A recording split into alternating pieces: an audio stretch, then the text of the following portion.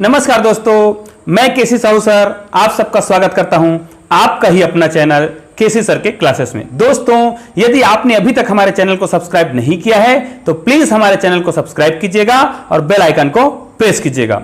दोस्तों, आइए आज हम बेलन, जिसको सिलेंडर बोलते हैं, इसके सूत्रों पर चर्चा करते हैं। दोस्तों जी हां दोस्तों, बेलन का सूत्र जो है बहुत ही सरल होता है, लेकिन प्रायः बच्चे लोग उसको बहुत कठिन समझते हैं। तो आइए आज हम इन सूत्रों को बहुत ही सरल तरीका से निकालना सीखते हैं। दोस्तों जी हां, यह सूत्र बहुत ही सरल होता है। तो आइए इसको हम व्युत्पन्न कैसे करते हैं। तो पहले हम उस पर चर्चा करते हैं कि बेलन कहते किसे हैं। तो आप लोगों ने जो भी वस्तु देखा होगा, तो कुछ वस्तु का मैं नाम ले रहा हूं जो बेलन है। जैसे ये जो पेन आपको दिख रहा है, ये एक बेलन होता है। क्यों बेलन है? क्योंकि इनका जो साइज है, देखो ये गोल है, एक वक्र पृष्ठ होता है और दो पृष्ठ और होते हैं, इधर सामने, इधर देखो ये, और एक सामने। तो बेलन क्या होता है, उसमें एक वक्र पृष्ठ होते हैं और दो आधार पृष्ठ होते हैं, दो आधार होते हैं जो गोलाकार होते हैं। जैसे मैं और आपको एक डिब्बे का उदाहरण दे रहा हूं। ये देखिए, ये किसके आकार का है? ये बेलन का आकार का है। अब बेलन किसे कहते हैं दोस्तों? देखो इसमें एक वक्र पृष्ठ है, इसे देखो एक गोल पृष्ठ है, एक ये, और एक देखो यहां पर एक पृष्ठ कौन सा है? वृत्ताकार पृष्ठ है, जिसको हम आधार बोलते हैं। तो इसके दो पृष्ठ वृत्ताकार होते हैं। देखो एक पृष्ठ ये और एक ये, दो वृत्ताकार मतलब गोलाकार पृष्ठ होते हैं। और एक पृष्ठ क्या होता है? वक्राकार होता है, जो शुरू से आखिर तक एक ही पृष्ठ कहा जाता है इसको। तो इनके हमें क्या निकालने हैं? सूत्र निकालने हैं। तो जिनके सूत्र बड़ा ही आसान होता है, तो आइए देखते हैं इनका सूत्र कैसे निकालेंगे। इनका वक्र पृष्ठ निकालना रहता है दोस्तों, ध्यान दीजिए। तो वक्र पृष्ठ कैसे निकालेंगे? ये जो पृष्ठ दिख रहा है, इनका जो क्षेत्रफल निकाल देंगे, वही क्या कहलाएगा? वक्र पृष्ठ कहलाएगा। तो इसको निकालने से पहले ध्यान दीजिएगा, इसका सूत्र क्या होता है? ये एक वृत्त है और वृत्त की जो परिधि होता है, ध्यान दीजिए, यहां से अगर हम लेना चालू करें, यहां से चालू करते हैं, यहां से ऐसे गोल, जब हम घूम जाएंगे, एक चक्कर लगा लेंगे, तो ये क्या कहलाएगा? उस बेलन का, सॉरी उस आधार का क्या कहलाएगा? परिधि कहलाएगा, जिसको हम लोग बोलते हैं 2πr। मतलब ये जो गोल दिख रहा है, ये परिधि होता है, और ये उसका क्या कहलाता है? वक्र पृष्ठ कहलाता है। तो हमको वक्र पृष्ठ का क्षेत्रफल निकालना है। ध्यान दीजिए, केवल इस वक्र पृष्ठ, वक्र मतलब होता है मुड़ा हुआ भाग, तो इस मुड़े हुए भाग का हमको क्षेत्रफल निकालना है। तो हमको कैसे निकालना है? ध्यान दीजिए, इसको यदि हम यहां से काटे सीधा, ध्यान दीजिए, बहुत ध्यान से सुनिएगा, बहुत ही सरल सूत्र निकाल रहे हैं हम, आपको एक बार में समझ आ जाएगा। दोस्तों इस वीडियो को अंत तक देखिएगा, बिल्कुल समझ आएगा। तो इसको यदि हम काट दे बीच से, ध्यान दीजिएगा, केवल हम बाहरी पृष्ठ को काटे, यहां से यहां तक काटे, उसके बाद यहां से इसको बाहरी भाग से काटना है। ध्यान दीजिए, यहां से लाके हम यहां तक काटे, यहां तक, और इधर को भी काटे। ऐसे करके हम यदि यहां तक ऐसे काट दे, तो यहां पर एक गोल भाग निकलेगा, और ये यहां से यहां तक कटा और ये यहां से यहां तक कटा। और इसको यदि हम यहां से ऐसे काटे हैं, ध्यान दीजिएगा, और इसको यदि हम फैलाएंगे ऐसे, तो ये वाला भाग ऐसे फैल के यहां तक आएगा। देखो चित्र बना दिया हूं मैं। यदि हमने इसको बीच से काटा, यहां से काटा, तो ये वाला गोला भाग अलग हो जाएगा। इसको हमने इधर मोड़ दिया, तो ये यहां तक निकलेगा। ये देखो यहां से यहां तक भाग जो है यहां तक निकलेगा, और यहां से यहां तक का भाग जो है यहां तक निकलेगा। तो कुल मिला के ये जो भाग बन रहा है, अगर इसको पुनः हम जोड़ें ऐसे, तो ये किसके बराबर हो रहा है? ये वाला भाग जो है, ये देखो, ये वाला भाग यहां से यहां तक आके जुड़ेगा दोस्तों, यहां से यहां तक ऐसे जुड़ेगा, और ये वाला भाग यहां से यहां तक जुड़ेगा। कुल मिला के क्या कहा जा रहा है? यहां से यहां तक जो भाग है वो इस पूरे गोलाई के बराबर है, क्योंकि यहां से यहां तक यहां के बराबर और यहां से यहां तक यहां के बराबर है। कुल मिला के ये जो भाग है वो इसके बराबर है, और ये क्या कहलाता है? 2πr। ये वृत्त की परिधि होता है। तो क्या ये यहां से यहां तक ये 2πr के बराबर है? क्या एक परिधि है? बिल्कुल है दोस्तों, ये एक परिधि के बराबर है। अब ये जो दिख रहा था, ये देखो, ये जो कटिंग किए हैं, ये, तो ये बेलन का क्या कहलाएगा? ये जो दिख रहा है वो बेलन का क्या कहलाएगा? ये बेलन का ऊंचाई कहलाएगा। ये देखो, तो ये वाला भाग भी सेम वैसी कटिंग किया गया है, तो ये भी क्या है? ये भी क्या होगा? ये भी 2πr होगा दोस्तों। तो हमको इनसे मतलब नहीं है, यहां से यहां तक ये भी 2πr है, और यहां से यहां तक एज है, तो यहां से यहां तक भी क्या हो गया? एज। अब हमको केवल इस अंदर वाले भाग पर ध्यान देना है। ये देखो, ये वाला भाग किस आकार का बन गया? ये वाला भाग जो है ये किस आकार का बना? ध्यान दीजिएगा, ये एक आयत का चित्र बना दिया दोस्तों, और हमको केवल इसी का क्षेत्रफल निकालना था। बोला गया ना, वक्र पृष्ठ का क्षेत्रफल, केवल मुड़े हुए भाग का क्षेत्रफल निकालना है। ध्यान दीजिएगा, तो यहां पर लिखेंगे हम बेलन के वक्र पृष्ठ का क्षेत्रफल। अब ये क्षेत्रफल कैसे निकलेगा? तो ये इसके लिए हमें क्या करना पड़ेगा, ये क्या है बताओ, आयत।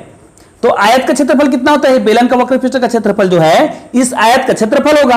अब यहां पर यदि हम आयत का क्षेत्रफल निकालते हैं, आयत का क्षेत्रफल इसके आधार पर, तो यदि हम आयत का क्षेत्रफल निकालें तो आयत का क्षेत्रफल क्या होता है? लंबाई गुणित चौड़ाई। ध्यान दो, अब यहां पर लंबाई कितना है देखो, मान लीजिए हम आयत का क्षेत्रफल लिखते हैं लंबाई गुणित चौड़ाई लिखते हैं, मान ले जाए, तो यहां पर लंबाई कितना है?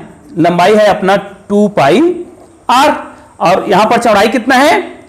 h है।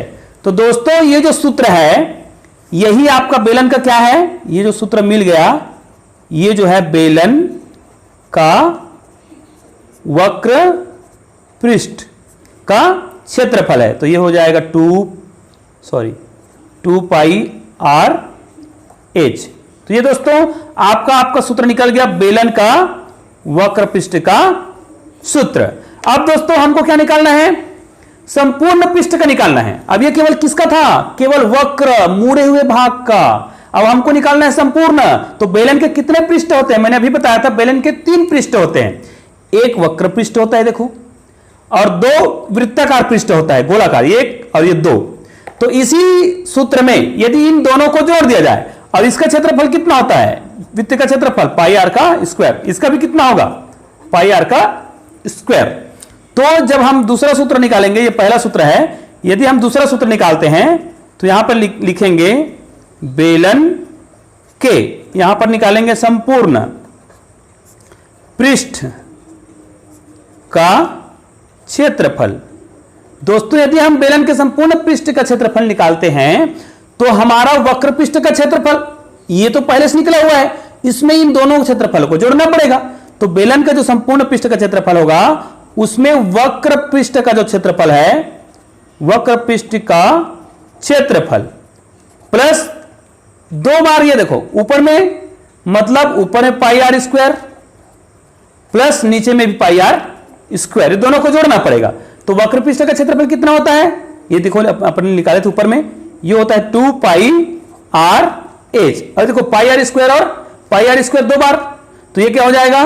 प्लस 2 पाई r का स्क्वायर। यहां तक समझ आ गया? अब देखो इसमें भी 2 पाई r आया है, इसमें भी 2 पाई r आया है। ये अलग बात है कि इसमें r 2 बार आया है, तो इसमें 2 पाई r दोनों में आया है। तो 2 पाई r को हम क्या निकाल लेते हैं? 2 पाई r को कॉमन निकालते हैं, तो इसमें 2 पाई r निकला, तो क्या बचा? h बचा। अब इसमें 2 पाई r एक बार निकला है, ये तो पूरा निकल गया, तो r एक बार बच गया। ये देखो दोस्तों आपका संपूर्ण पृष्ठ का क्षेत्रफल का सूत्र निकल गया है दोस्तों। आइए दोस्तों अब हम बेलन का आयतन निकालते हैं। दोस्तों बेलन का आयतन जो होता है वो होता है आधार का क्षेत्रफल,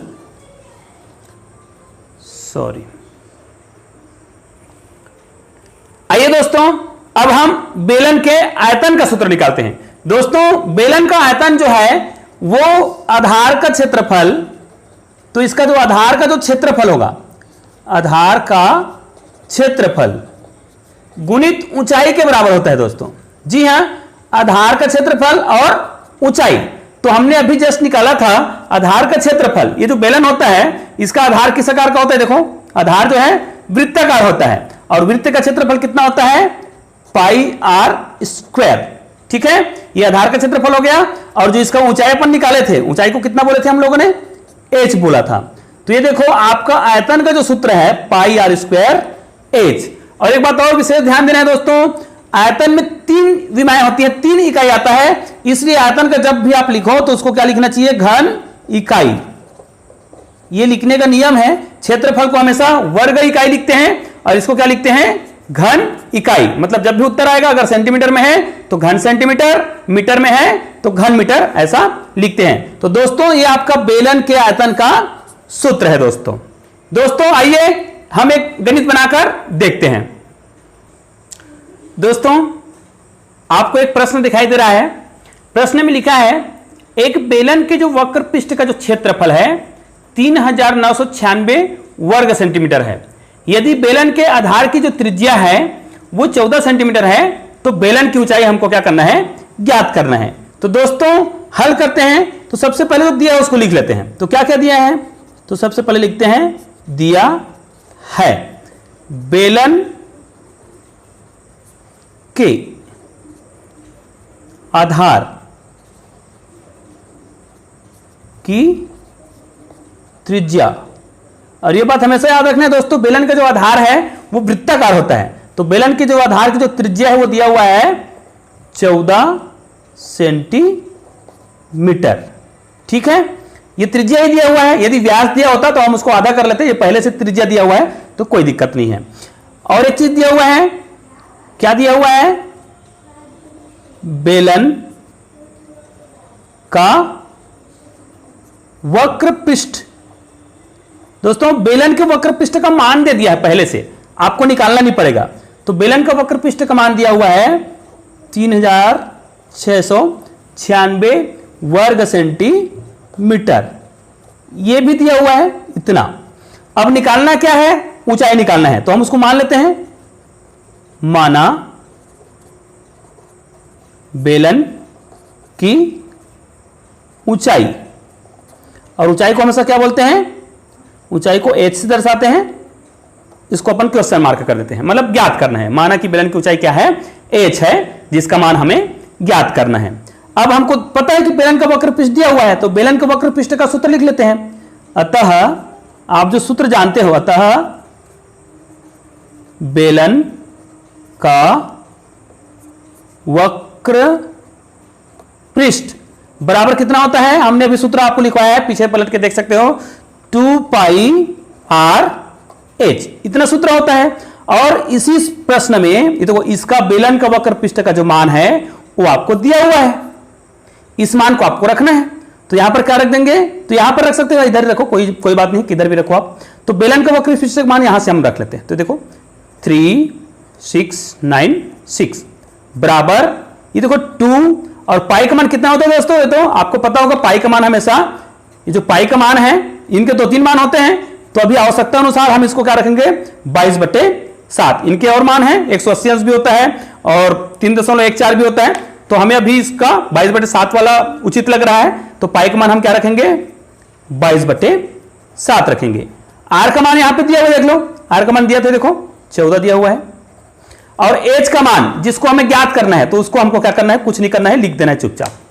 ठीक है, अब क्या करेंगे, देखो कट जाएगा, अगर कट रहा है तो कटा देंगे। तो यहां पर कटेगा, 7 एक कम 7 और 7 दूनी 14। बाकी जो बच गया उसको लिख देते हैं जैसे तैसा दिया हुआ ऐसे। तो यहां पर क्या हो जाएगा, 3696 बराबर, ये देखो 2 का गुना 22 से करेंगे तो 22 दूनी 44 और 44 गुनी 2 करेंगे तो 44 दूनी कितना हो जाएगा 88। और ये एच तो है ही ये वाला। अब क्या करेंगे, ये इधर आ जाएगा, इनको पक्षांतर नहीं करना है, तिर्यक गुना बोलते हैं। ये बटे इधर अंश में रहता है, वो इधर आता क्या होता है, हर में हो जाता है। तो ये हो जाएगा 3696 बटे 88 बराबर h। क्या ये कटेगा, बिल्कुल कटेगा। आप चाहे तो इनको छोटे संख्याओं से कटा सकते हो, मैं इनको डायरेक्ट 11 से कटाने की कोशिश करता हूं क्योंकि 11 से कट जाएगा। 11 × 88, 11 × 33, फिर यहां पर कितना बच जाएगा, फिर 3, फिर 11 × 33 जाएगा, फिर 6 बचेगा, कट जाएगा बिल्कुल। तो ये कटा देते हैं, ये हो जाएगा 11 × 88, फिर देखो 11 × 33, 3 बचा, यहां पे 3 बचा 9, फिर 39 हो गया, फिर 11 3 बार जाएगा, 11 × 33, फिर 39 था तो 3 गया तो 6 बचा, अब कितना हो गया 66। तो 11 × 6 = 66। अब अपने पास कितना बचा है, 8 बचा है। तो यहां पर फिर लिख लेते हैं एक बार, अब एक बार और कट जाएगा, वैसे ये हो जाएगा 8 बराबर h। अब इसको डायरेक्ट 8 से करा देते हैं, ये हो जाएगा 8 एक कम 8, ये देखो 33 है शुरू में, तो हो जाएगा 8 चौक 32 और कितना बचा, 1 बचा। तो 1 और 1 6 कितना हो गया, 16 हो गया। तो कितना हो जाएगा, 8 दूनी 16। तो दोस्तों h का मान कितना आ गया, 42। और ये h क्या था, ऊंचाई था, ये देखो ये ऊंचाई था, तो इसलिए इसका इकाई क्या आएगा, सेंटीमीटर। तो दोस्तों उम्मीद है आज का वीडियो आपको पसंद आया होगा और बेलन के जो सूत्र हैं उनको आपको रटने की आवश्यकता नहीं पड़ेगी। तो दोस्तों आज का वीडियो आपको पसंद आया तो बिल्कुल आप इसको लाइक कीजिएगा और शेयर कीजिएगा। और स्क्रीन में मैं आपको एक प्रश्न दे रहा हूं, उस प्रश्न को बनाइएगा दोस्तों। और अगर नहीं बनता है तो मुझे कमेंट बॉक्स में कमेंट्स करके बताइएगा। धन्यवाद दोस्तों।